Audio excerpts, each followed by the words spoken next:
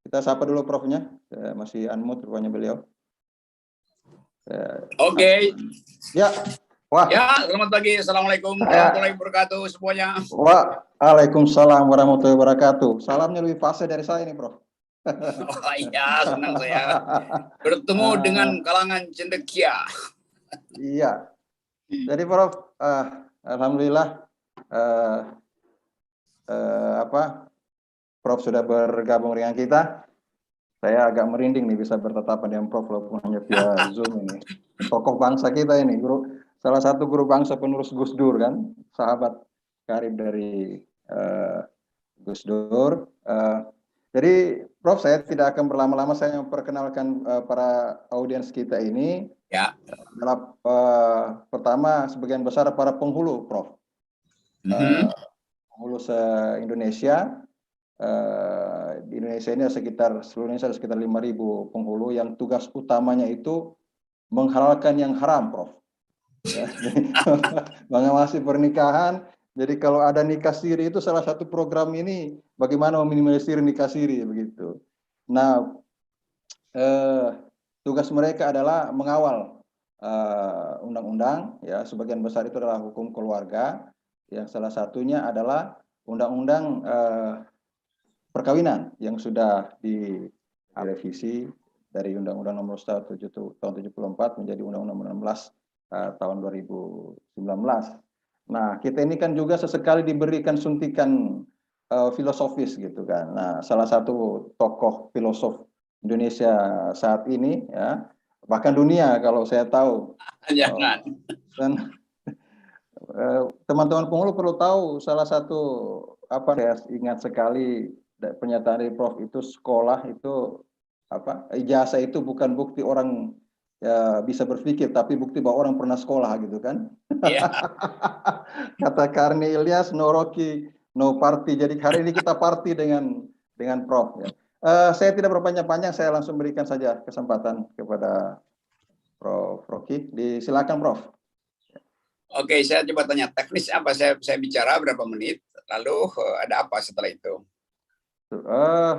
Ada dialog sesudah itu, teman-teman ingin berdialog dengan Prof. Waktu Prof boleh 1 jam boleh lah, terserah Prof. Gitu ya. Ya oke, kita ketemu 1 jam ya. Oke, terima kasih teman-teman akademisi yang merangkap penghulu atau penghulu yang ditemani oleh akademisi itu.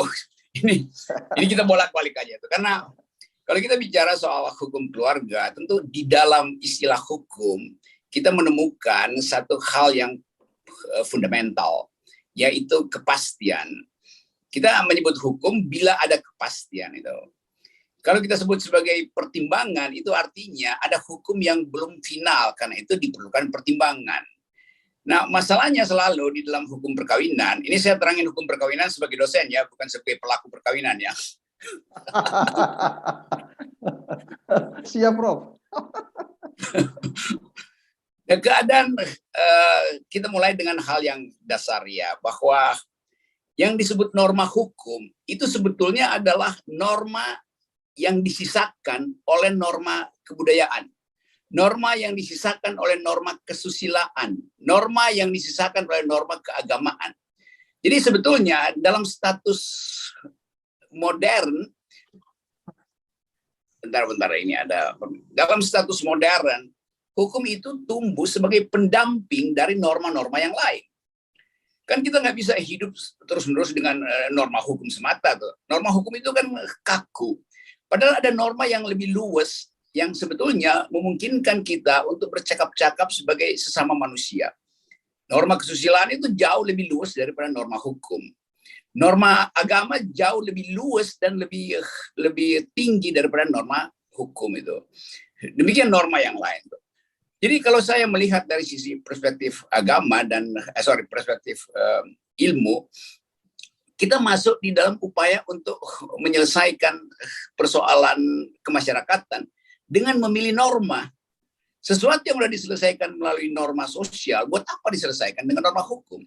Kecuali di dalamnya ada konsekuensi pidana. Tuh. Kalau tidak ada konsekuensi pidana, maka peradaban mengajarkan bahwa penyelesaian secara sebut aja situasional atau local wisdom itu lebih bermanfaat daripada penyelesaian hukum. Nah, ini saya bicara semata-mata hanya untuk membuka percakapan bahwa seringkali orang menyebut ini negara hukum, maka semua mesti berdasarkan hukum.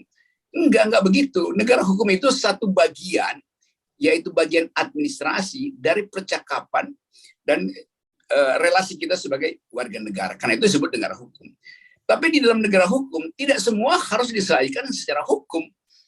Karena negara itu lebih luas pengertiannya dari sekedar negara hukum. Jadi, ini poin pertama. Poin kedua, dan ini yang mungkin lebih filosofis, kita tahu bahwa alam semesta diciptakan oleh Sang Pencipta untuk menuntun kita berpikir. Karena itu di dalam saya pelajari dulu filsafat Islam, di dalam salah satu surah di dalam Quran disebutkan bahwa semua yang diciptakan itu diberi tanda-tanda untuk mereka yang berpikir. Artinya Tuhan pencipta semesta merumuskan sunatullah supaya kita pikirkan. Kan itu intinya tuh, kalau nggak salah tuh Al-Baqarah ayat 164. Tapi intinya bagi saya filsafat Islam itu menuntun kita untuk membuat interpretasi dengan kecerdasan yang juga diberikan oleh Sang Pencipta. Jadi waktu bumi dan langit diciptakan, disematkan di situ kemampuan berpikir manusia supaya kita bisa membaca tanda-tanda alam itu. Nah, dari situ saya mengerti bahwa ada yang final, yaitu sunatullah. Tetapi untuk hal-hal yang sifatnya muamalah, yang bersifat sosial, tentu ada percakapan. Percakapan antara warga negara, percakapan antara ilmuwan. Mengapa? Dalam upaya untuk membaca tanda-tanda alam. Lain kalau kita diciptakan oleh pencipta Tuhan sebagai robot, ya kita nggak perlu bikin interpretasi karena robot itu berpikir secara algoritma. Nah, manusia algoritmanya adalah percakapan antar tetangga, antar bapak dan ibu, antara ibu dan suami, antara anak segala macam. Jadi saya menganggap bahwa kemampuan kita untuk memikirkan keluarga itu satu paket dengan kemampuan kita untuk memikirkan cantelan dari hukum keluarga, yaitu hukum alam. Tapi hukum keluarga bukan hukum alam. Namun secara epistemologis atau secara hermeneutics, hukum keluarga itu digantungkan pada kemampuan kita untuk membaca sunatullah. Jadi kita membaca karena ada dalil yang final. Nah, bacaan kita tidak final, dalilnya final itu. Itu logika dari hukum atau legal reasoningnya atau nalarnya di situ.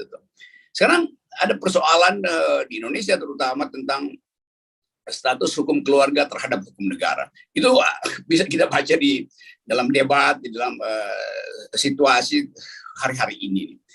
Namun, saya ingin agar supaya kita pahami dulu bahwa hukum keluarga itu mengatur potensi orang untuk berkeluarga, aktualitas dari keluarga, dan potensi orang untuk berhenti berkeluarga. Kan begitu kan?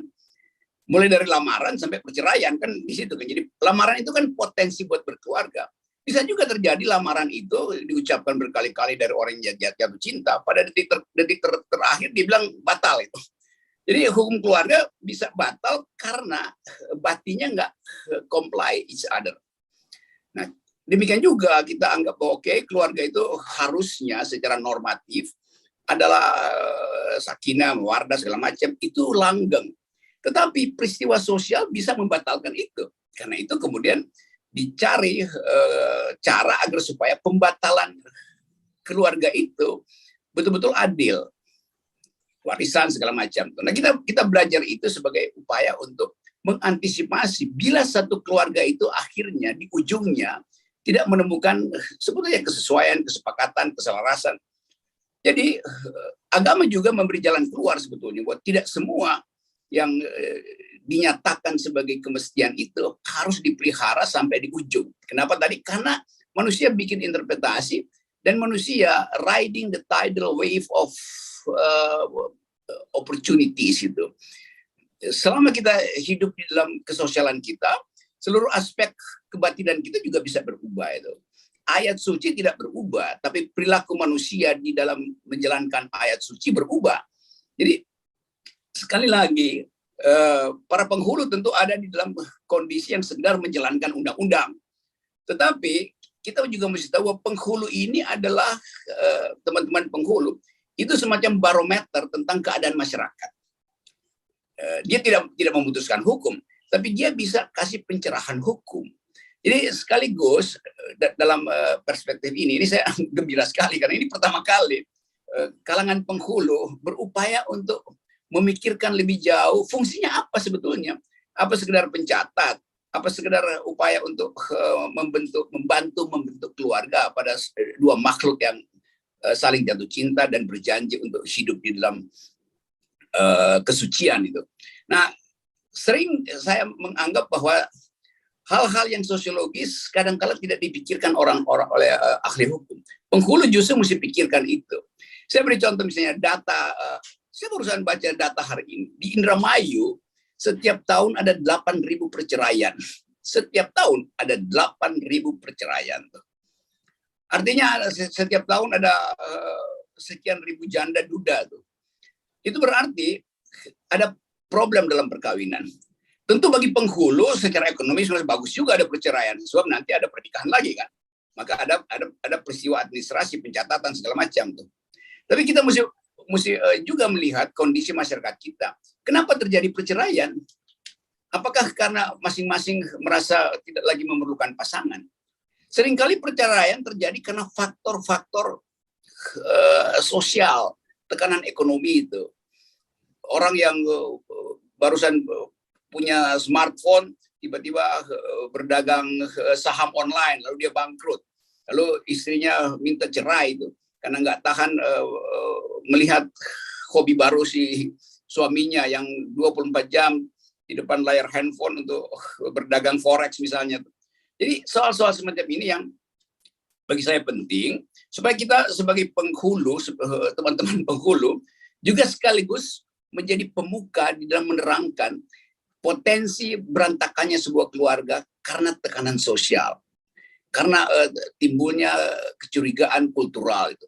Nah, bagian ini yang saya kira penting dan saya berterima kasih karena diundang untuk berdiskusi. Jadi saya kasih pengantar itu, nanti kita bicara lebih panjang supaya saya nggak terlalu jauh seolah-olah mengkuliahi teman-teman di sini yang saya tahu secara sangat cerdas mengerti dasar-dasar hukum kekeluargaan dan sekaligus dasar-dasar hukum negara. Nanti kita coba lihat kalau saya dapat tanggap balik dari forum ini, saya bisa memperkaya pikiran teman-teman lain yang berupaya untuk mengintip apa sih artinya jadi penghulu itu. Apakah penghulu itu sekedar petugas negara atau petugas agama? Kan begitu seringkali kan. Apa tanggung jawab penghulu kalau perkawinannya bubar misalnya? Kadang-kadang berlebihan orang nanya begituan tuh. Atau salah pilih penghulu. Ada penghulu favorit, ada penghulu sekunder gitu. Jadi ini soal-soal teknisnya. Tapi sekali lagi, saya mau pergi pada dalil saya, yaitu bahwa dunia ini diciptakan dengan dua hukum. Yang pertama yang sifatnya sunatullah, yaitu kepastian-kepastian yang kita hanya bisa berupaya untuk memikirkan.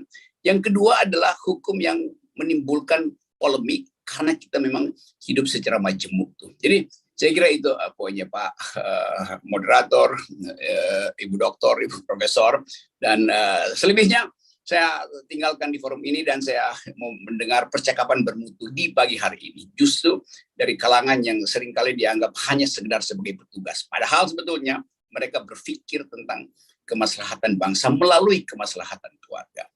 Kira-kira itu pengantarnya. Penghulu petugas, Prof, tapi bukan petugas partai ya.